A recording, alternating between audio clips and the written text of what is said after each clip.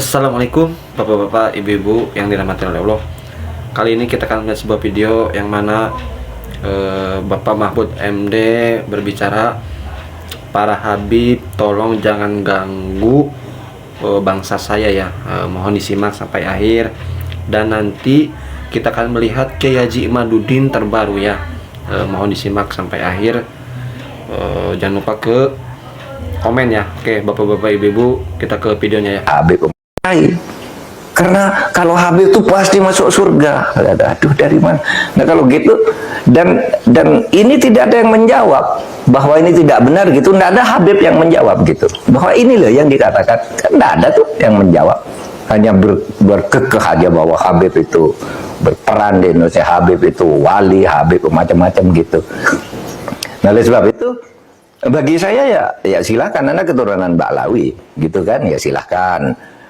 Saya keturunan Mahmudin gitu, ya kan sama aja. Anda keturunan Minak Jinggo, tidak apa-apa, Minak Jinggo juga. Bagi saya sama aja Minak Jinggo atau Ba'lawi gitu, Kenarok gitu. Artinya mereka ini mempunyai kedudukan yang sama di depan hukum dan pemerintahan. Nah yang khurafat-khurafat itu menurut saya harus diakhiri sekarang, karena menimbulkan fitnah kan. Fitnahnya apa? Misalnya itu mendirikan kuburan-kuburan itu karena si Habib itu yang dirikan kuburan-kuburan itu sebelumnya pernah berfatwa bahwa Habib itu meskipun sudah mati mendatangkan uang, dan gitu kan. Itu kan fatwanya waktu itu, agar orang menyembah lah. Kok ujung-ujungnya lalu membuat kuburan agar orang bersedekah di situ? Kan tidak benar. Orang bersedekah agar ini dianggap Habib keramat. Ada di daerah Jawa Timur itu ada kuburan korban PKI tahun 65. Dulu disebut Sayyid Ye gitu, kalau Jawa Timur kan Ye gitu. Tidak ada yang peduli. Lalu tiba-tiba beberapa tahun terakhir ini itu dibangun di sini, dibangun Habib ini, orang berbondong-bondong. Kenapa? Ini siapa? Tidak jelas kan? Nah, yang begitu itu membodohi bangsa Indonesia. Tapi saya ya hormat aja pada Habib-Habib seperti saya menghormati orang lain gitu. Karena kedudukannya bagi saya di depan hukum dan pemerintahan sama aja. Gitu. Kiai. Ya, jelas ya. Yang telah menyakiti Rasulullah Muhammad sallallahu alaihi wasallam itu beratus-ratus tahun, dia akan ikut terbantai oleh kedahsyatan kehendak Allah Subhanahu wa taala. Ini yang saya rasakan, yang saya pandangi, yang saya sendiri itu tidak menyangka akan seperti ini. Dan setiap langkah itu diberikan kemudahan oleh Allah, karena bukan Imaduddin yang mau, bukan Gus Jami yang mau, bukan Gus Abbas yang mau, bukan Gus Sukhairi wong bodoh yang mau. Wong pinter pun tidak bisa, apalagi cuma wong bodoh. Tapi ini nampaknya memang betul-betul kehendak Allah Subhanahu wa ta'ala. Tidak ada jalan lain. Terima saja, ente bukan cucu Nabi.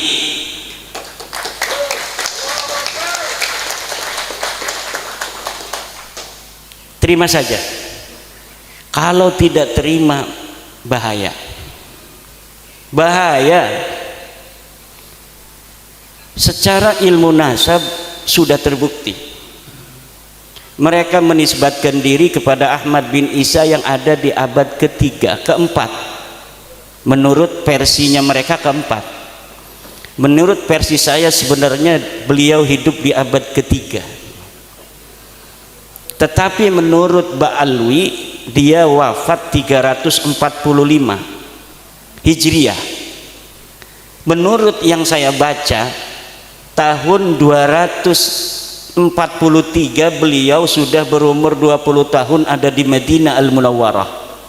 Berarti ketika wafat 345 ini orang yang bernama Sayyid Ahmad bin Isa sudah berumur 131 tahun. Dan itu walaupun mumkinat indallah, tetapi nadirul wujud. Itu masuknya kepada syad mukhaliful qiyas wal isti'mal. Itu orang berumur 130 tahun kemudian dia berhijrah 317 Hijriyah pada umur 100 tahunan. Ngapain dia berhijrah dari Basra umur 100 tahun? Bentar lagi mau mati. Orang-orang yang suka merantau juga kalau udah kerasa tua umur 60 tahun banyak yang pulang tuh. Kalau orang Banten, orang Banten itu orang yang rantaunya rantau palsu. Dia ke Jakarta tuh sampai tua, kalau mau mati kerasa pulang dia. Nggak kuat, nggak kayak orang Padang, nggak kayak orang Wonogiri. Orang Wonogiri ada di kampung saya itu, sampai meninggal beliau di situ kuat. Tapi orang Banten itu memang begitu. Dia ke Palembang tuh, banyaknya ke Palembang, ke Jakarta. Tapi kalau udah umur 60-70 tahun dia pulang, nyari-nyari makam yang masih kosong. Pengen dimakamin di kampung. Nah ini ada orang umur 100 tahun katanya hijrah pada 317 Hijriah, namanya Ahmad bin Isa. Pak, itu bukan Ahmad bin Isa yang punya ayah Muhammad An-Nakib, Pak. Itu bukan kakek kamu. Kakek kamu mah ini namanya Ubaid bin Isa bin Alwi bin Muhammad bin Himham bin Aon. Itu kakek kamu, bukan Ahmad bin Isa yang cucunya Nabi Muhammad sallallahu alaihi wasallam. Ini kitabnya ada Tuhfatuz Zaman, ini ada kitabnya Al-Ansab Al-Ahdaliyah, karena mereka dengan Bani Ahdal itu sepupu, kakeknya satu. Masa kita sepupu satu kakek dari garis ayah, dari kakeknya ini ke barat, ini ke timur? Nggak mungkin. Lalu kalau masih mengelak dari sisi ilmu nasab, dari ilmu sejarah, tes DNA sekarang memverifikasi bahwa memang mereka bukan keturunan Arab, mereka orang Ajam. Baklawi ini orang Ajam, wajahnya mirip kayak orang Arab, setitik doang mirip, gedeleng nih bener-bener baca selawat malarap gedeleng deke kayak orang Arab. Bukan, mereka bukan orang Arab dan mereka bukan keturunan dari baginda kita Nabi besar Muhammad sallallahu alaihi wasallam. Dalam darahku mengalir darah Rasulullah. Nanti getihmu diperiksa. Batur-bature dulur-dulure wis diperiksa 180 wong ning Yaman wis diperiksa. Ya kabeh haplo grupe G, mayoritas G, ana sing E, ana sing R siji loro iku berarti wong sing dibaklawi kaken. Dudu baklawi karena wong gedean bengene iku dibaklawi kena. Padahal dudu baklawi, kayak Wali Songo dibaklawi no. Jadi dari dulunya memang ada upaya-upaya perebutan tokoh-tokoh yang dia bukan keluarga Baklawi kemudian dibaklawikan. Buktinya mana? Hasil tes DNA 180 itu 99% G, tapi ada beberapa orang yang beda. Nggak mungkin orang yang satu kakek katanya dari sama-sama kakeknya Ubed, garis lurus laki-laki, tiba-tiba anak cucunya bedo-bedo, ora bakal. Saya tanya kepada Dr. Sugeng Sugiarto dari Badan Riset dan Inovasi Nasional, bagaimana ini kemungkinan mereka cucu Nabi? Kata Dr. Sugeng, mustahil. Mustahil ning akidah iku apa artine? Mual bakal, ora ta'alluq lil mumkinat, ora. Mustahil mah sesuatu yang tidak mungkin terjadi. Seperti Allah itu ada dua, itu hukumnya mustahil.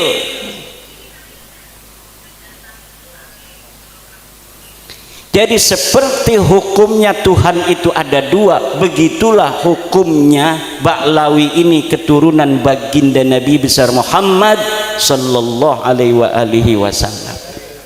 Jadi siapa bae wong sing masih ngebela iki kita wedi bukan manjingen ning wong sing man yu'dzi Rasulullah sallallahu alaihi wa alihi wasallam. Walladzina yu'dzuna Rasulullah lahum adzabun alim. Al-Qur'an sing ngomong walladzina yu'dzuna Rasulullah lahum adzabun alim. Dan orang-orang yang menyakiti Rasulullah mereka akan mendapatkan siksa yang memedihkan. Alimun bimakna mulimun, siksa yang memedihkan. Bagaimana kalau mereka Rumel Abbas, Romli Al-Idrus atau Idrus Romli, pembela-pembela Ba'lawi itu nanti ketemu Rasulullah Muhammad sallallahu alaihi wasallam, betapa malunya mereka nanti ketemu Rasulullah Muhammad sallallahu alaihi wasallam dalam keadaan mereka membela orang-orang yang mencangkok nasab Rasulullah Muhammad SAW, mengaku keturunannya namun mereka bukan keturunannya. Okelah dulu-dulu mereka tidak tahu hukumnya itu laisa alaikum harajun fima akhta'tum bih wa laisa alaikum junahun fima akhta'tum bih. Kalian tidak berdosa terhadap kesalahan menyebut daripada keturunan itu di masa-masa yang lalu karena kamu tidak tahu. Walakin ma ta'ammadat qulubukum, tetapi yang berdosa itu sudah tahu tapi sengaja tidak mau menerima.